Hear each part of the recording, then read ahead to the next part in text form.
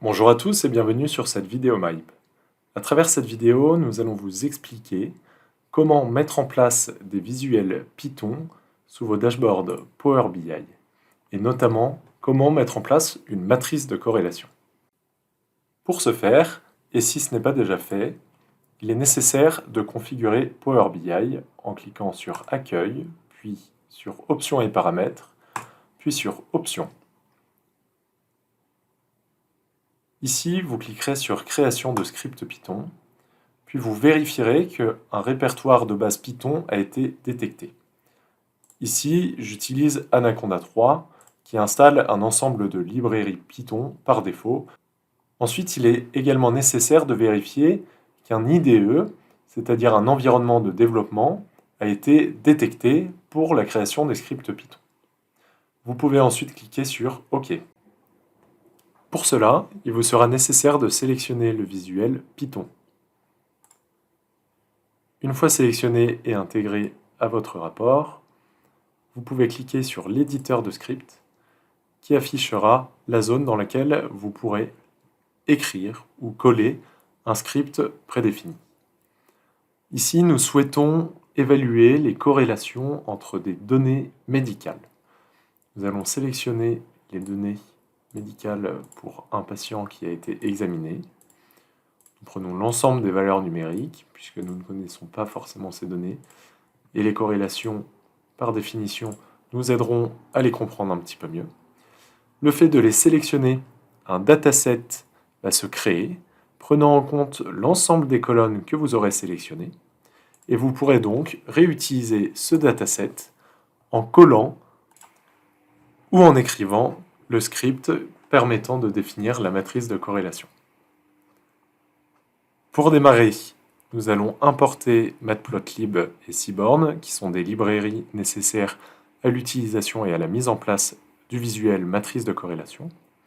Ensuite, nous allons définir Core, C-O-R-R, qui va appliquer les corrélations au dataset. Et ensuite, à partir de la librairie Seaborn, que nous avons nommée SNS, nous allons utiliser la fonction heatmap et demander la CMap CoolWarm qui va donner une couleur bleue ou rouge en fonction de la corrélation, si elle est négative ou positive. Ensuite, nous allons appeler PLT, donc Matplotlib PyPlot, pour réaliser un affichage de notre heatmap. En cliquant sur Play, vous chargerez le visuel en fonction du script que vous avez rédigé. En arrière-plan, Power BI va supprimer les lignes dupliquées. C'est bien la fonction dropDuplicate qui exécute cette tâche.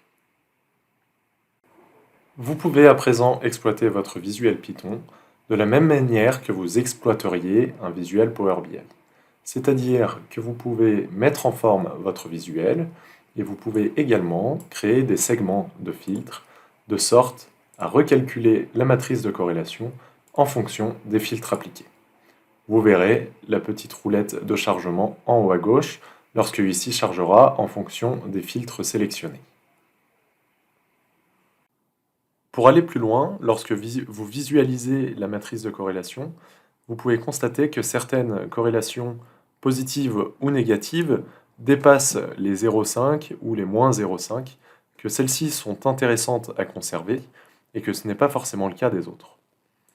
Ainsi, vous pouvez très bien définir des niveaux de corrélation minimum ou maximum à afficher.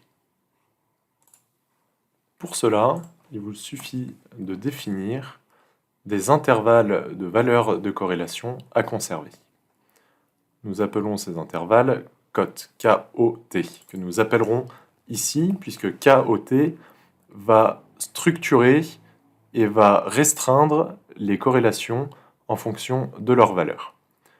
Nous allons retirer les valeurs à 1, puisque ce sont celles qui renseignent la diagonale et qui concernent les corrélations entre des variables similaires. Et nous allons conserver toutes les valeurs de corrélation supérieures ou égales à 0,5 et inférieures ou égales à 0,2 par exemple. Vous pouvez ainsi cliquer sur Play, puis attendre le chargement. Vous verrez que les valeurs de corrélation affichées ne seront que celles définies dans les intervalles que nous avons définis à travers cote. Nous espérons que cette vidéo vous a plu. N'hésitez pas à poser vos questions dans les commentaires et à bientôt pour une prochaine vidéo MyPe.